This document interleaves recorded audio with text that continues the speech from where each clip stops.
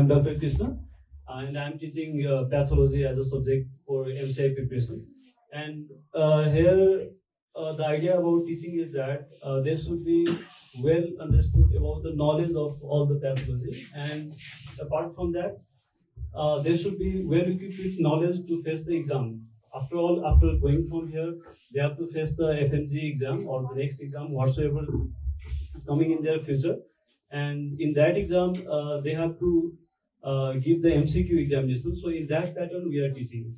Like first, for my personal how I teach is that first I give them all the basic knowledge about the subject. And after the chapter is completed, at the end of chapter, I give them thorough knowledge about the MCQs, whatever the probable question that is being asked in exam, most commonly. So that is my way of teaching. And apart from that, we have a projector system.